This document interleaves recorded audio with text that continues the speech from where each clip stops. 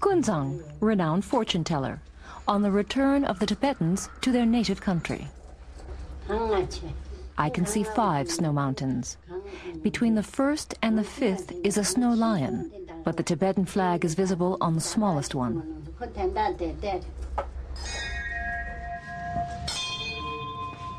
A difficult prophecy for a quick return to their native country. 100,000 Tibetans have lived in India for almost 40 years. They have achieved a modest living standard. By Indian standards, it's considerable.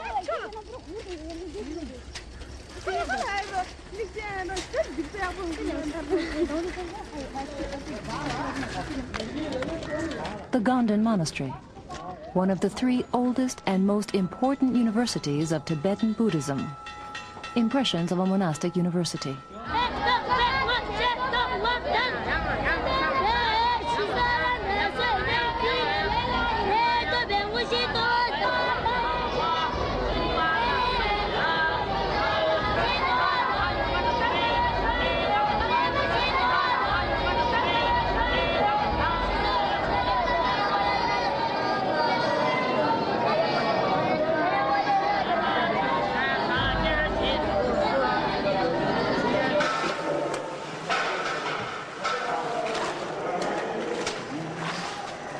The monastery is large.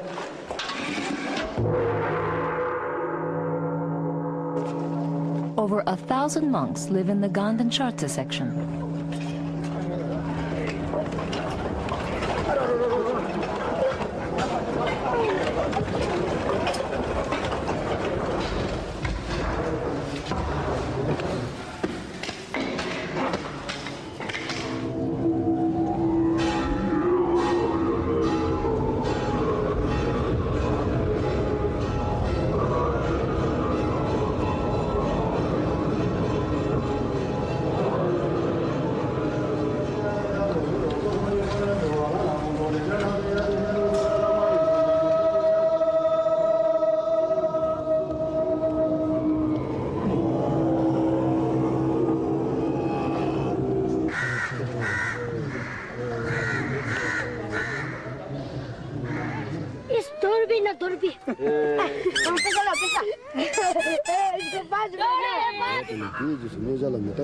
Preparation for philosophical debate.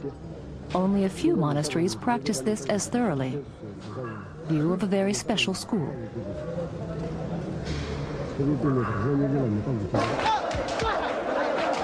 Two hours a day, the ritual of questions and answers on Buddhist philosophy. Precise logic at the highest level.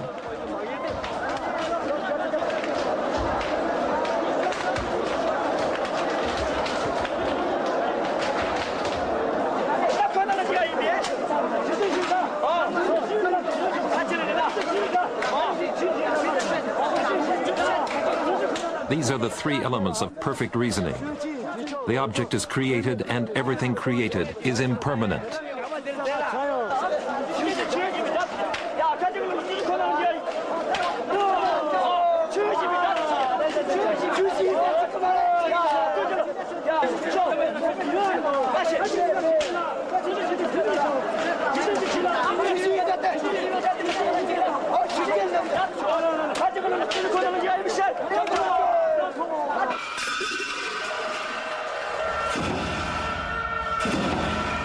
These monks are desperate because of a conflict with the Dalai Lama. They grant us entry into this temple.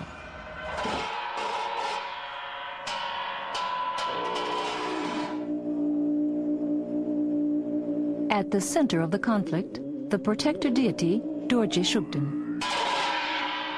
A very popular deity, mainly called upon to increase the power of meditation. It's the patron deity for whole regions of Tibet. It has been worshipped for centuries. Nothing would be more devastating to the monks than having to break the tradition. But this is precisely what the Dalai Lama has been vehemently demanding for 2 years. He keeps proclaiming that worshipping Dordje Shugden harms the cause of Tibet and that it endangers his own life. Neither of these points can be comprehended by the monks who are well trained in logic.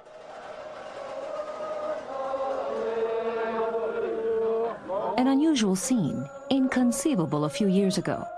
Monks demonstrate against the government of the Dalai Lama.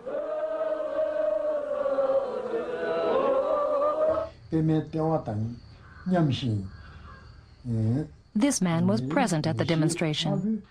Geshe Phuntsol Tsutrim is 64 years old and tells us that he's going through the saddest moments of his life.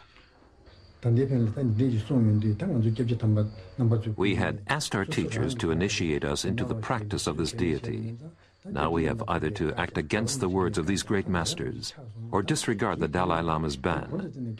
I deeply regret that I could not have died a few years ago, before this ban.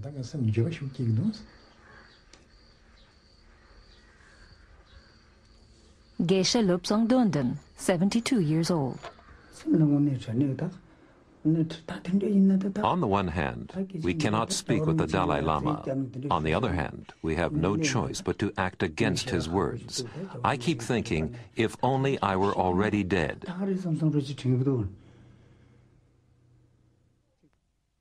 For centuries, Dordje Shugden has been revered by the greatest and most important Buddhist masters, many of whom are the most renowned masters of Tibetan history.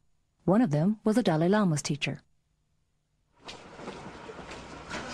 If the Dalai Lama thinks that all great masters were mistaken, he denies them their qualification as well.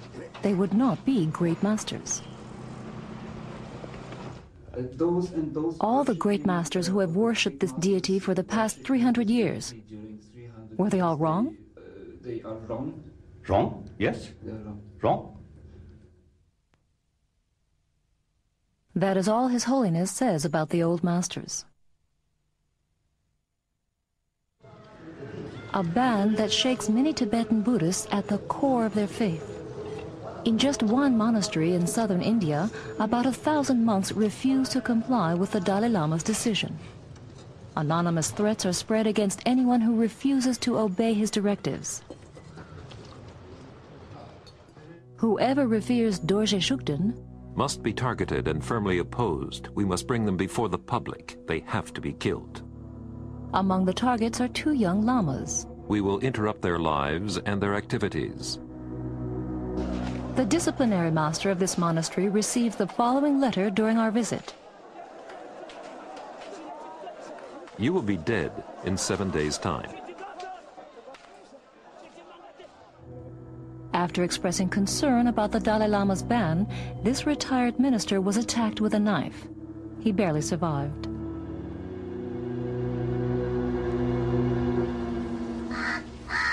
Many of the 100,000 exiled Tibetans living in India today used to worship Dordje Shugden, the deity which has now been banned. The family of sculptor Lobsang Sultrim owns 2 cows and a small field in the southern Indian settlement. They are the only ones who still revere this deity here. 2 years ago, there were 33 such families. Social pressure is extremely high within the Tibetan communities. Any contradiction of the Dalai Lama is frowned upon. 3 times a day I have to go and check on my wife when she's outside grazing the cows to make sure that nobody has harmed her. We have no friends anymore. Everyone makes life difficult for us. We can't go on living like this. How many times have they thrown stones against our house? A little child sleeps inside. I don't care if they kill us parents, but I'm afraid they will harm our child. Every time I go to work, I'm scared they will kill my child or kidnap him before I get back. At meetings, they all look at me with contempt, even old friends. We live in constant fear.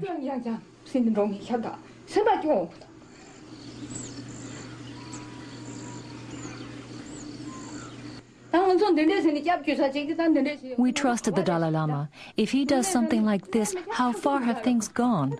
We still live in the Tibetan community, but we don't belong there anymore.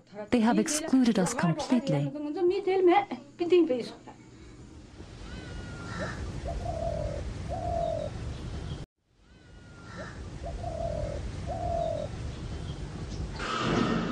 The outskirts of Old Delhi, the Tibetan settlement. Those who are even worse off end up here.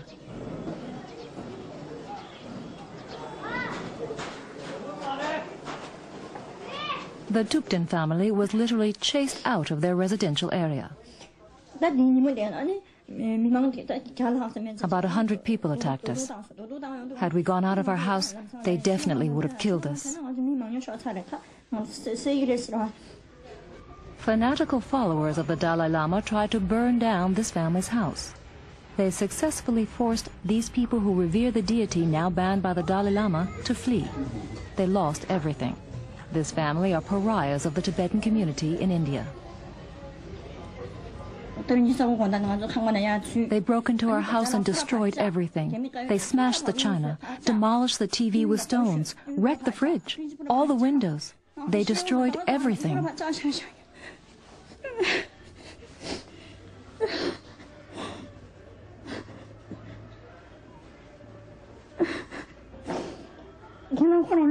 My husband worked 35 years for all this. Only few victims are willing to speak out against this persecution.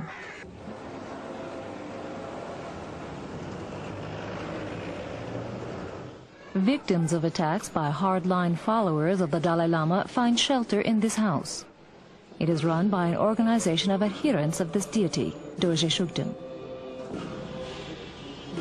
In this house, they have made a small temple. The organization was founded only after the Dalai Lama did not respond to several petitions. Death threats and insults are the order of the day. I have written many letters to the government in exile of the Dalai Lama. Please, please allow us to keep relying on this deity. Because I never got an answer. I even wrote to the Indian government. Dhampa Yeshe, the president of this organization, has lived alone in his apartment for the past year. His family was threatened so severely that he had to send his wife and 3 children abroad. The following photocopied wanted poster hits him the hardest. This is my wife's name. The names of all my children are listed, including concrete information on what school they attend. These wanted posters have been posted everywhere. I assume this is meant as encouragement to kill us.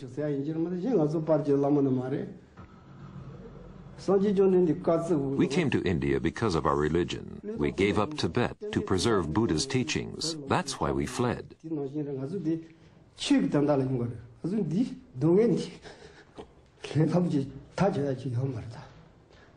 One can't simply wipe away devotion to this deity.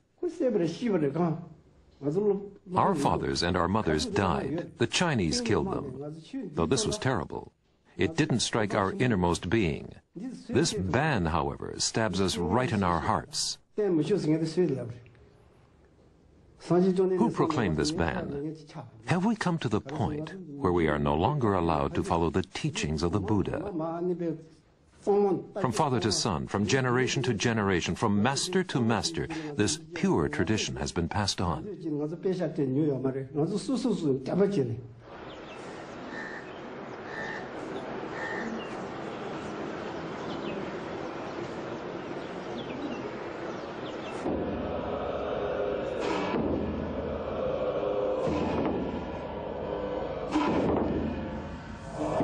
Why is this ban in force?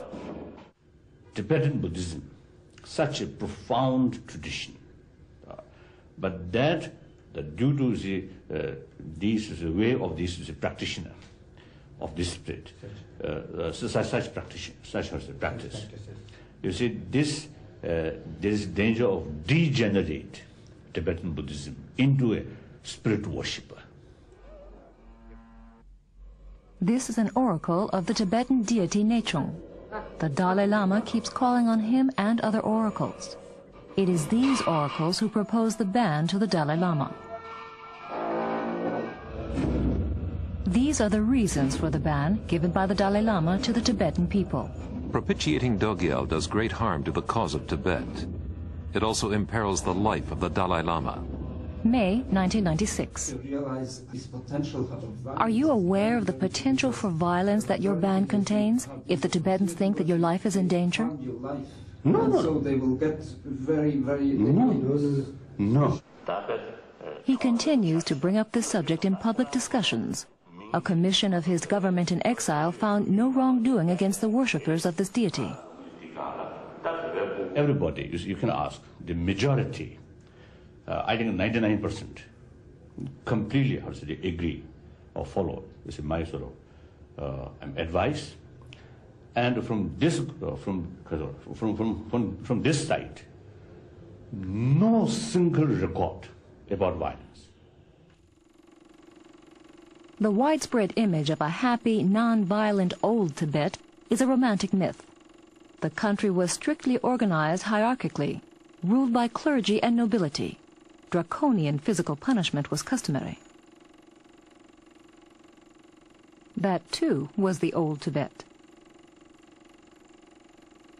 For the past 350 years, the Dalai Lamas were worldly rulers of the country. They lived in the magnificence of the palace. It was unacceptable to contradict the Dalai Lama. Private audiences were virtually unobtainable for common Tibetans. Dharamsala in northern India. Today, the Dalai Lama's seat of government in exile is at the foot of the Himalayas. His residence has become more modest, but he has formed a government with ministries and a parliament of its own. The Dalai Lama presides over it. Thupten Lungring is vice president of the parliament.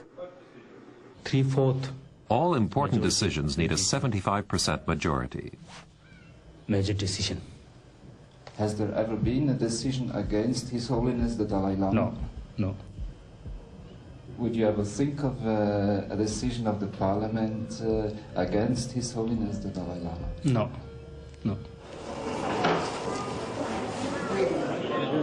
The personal ritual monastery of the Dalai Lama.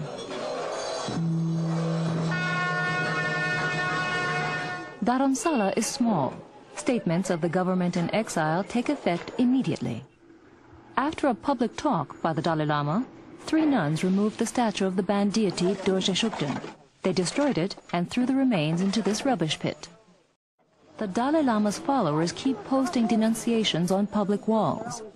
They denounce the worshippers of this deity, giving name, address, and often detailed information about its followers and their whereabouts. An advertisement that appeared in the Times of Tibet and in the magazine Knowledge. Anyone who's against the Dalai Lama must be opposed without hesitation with men, money, and possessions. That is to say, by all means, including violence. Why don't you simply advise people not to worship the deity Dordje Shugden and instruct others to be tolerant and avoid violence against those who continue to worship it? Nobody harming on them. But I've seen the calls for violence in the newspaper. No. I've seen it with my own eyes. No. I think rumors. Tashi Amtu is the general secretary of the society that published the advertisement demanding ruthless action against all critics of Dalai Lama. He's a well-known politician and president of the Tibetan Regional Council. The nature of our work and the views of the government are one. We don't do anything that goes against the views of the government. He openly confirms to us that their society also threatens to use violence against those Dalai Lama critics who won't listen to them. People and deities are exactly the same. There are official deities and non-official deities. Only deities that are recognized by the government may be worshipped. Worshipping deities that are not recognized by the government is against the law. Those who wanted to continue worshipping the deity had to leave Dharamsala. Galok and his family came to India from Tibet only 7 years ago. He wanted to live close to the Dalai Lama. He has been in Delhi for 8 months now. Life in Dharamsala has become unbearable. He almost never leaves his little room, an emergency shelter. He does not speak Hindi, and he feels alien in Delhi outside the Tibetan community. He was a carpenter. in the Norbulinka Institute in Dharamsala. I came here with the Dalai Lama in mind. Now I'm here, and am not allowed to attend his teachings. I keep thinking about it again and again. My health was weak, and is getting worse. I cannot give up the deity, nor can I give up the Dalai Lama. They say the Dalai Lama wants it this way. In Dharamsala, everyone was against me.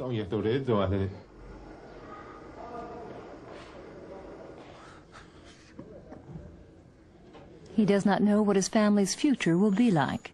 In India, he feels alien.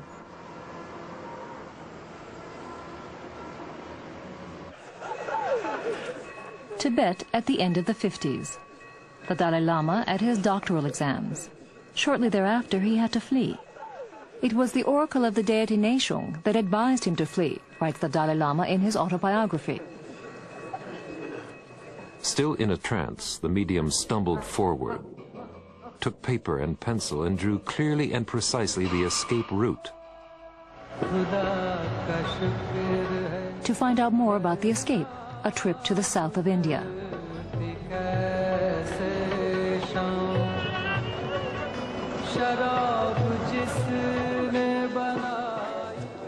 The vegetable market in Mysore. The Buddhist monks have lived in the Indian state of Karnataka for almost 40 years.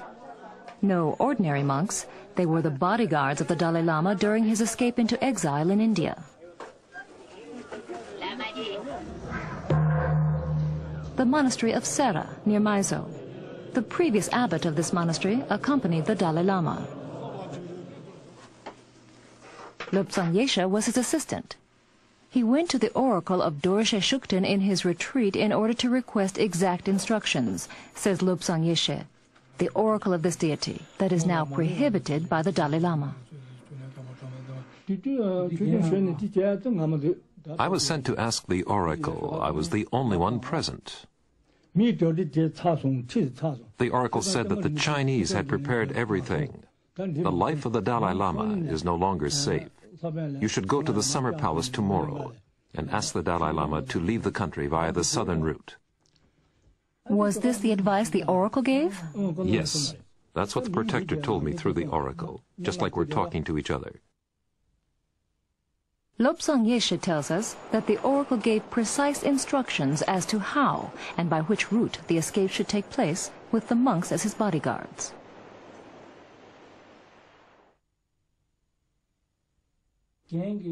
But the Dalai Lama does not recognize the help of this deity.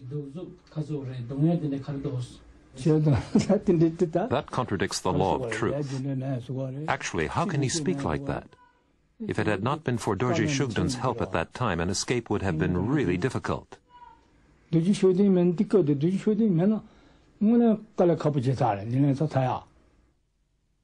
bodyguards left the summer palace first. Farther to the south, at a secret place, they met with the Dalai Lama troops. Normally, it's so difficult to see or meet the Dalai Lama. I thought, what a lucky moment. On the one hand, I was happy. On the other hand, I was also very sad, and tears came to my eyes.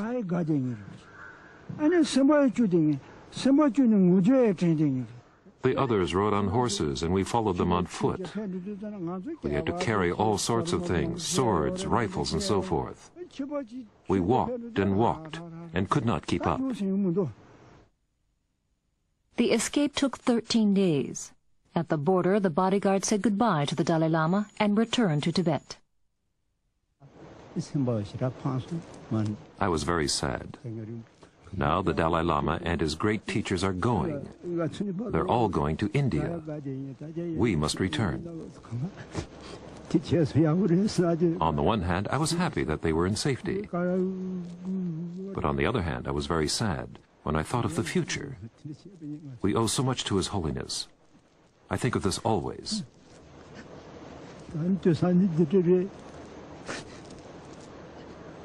But nowadays it's so desperate.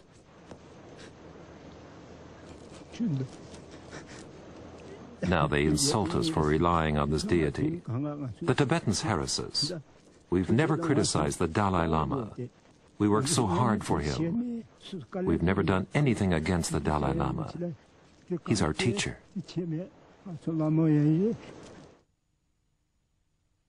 In the months to come, 100,000 Tibetans followed the Dalai Lama into exile.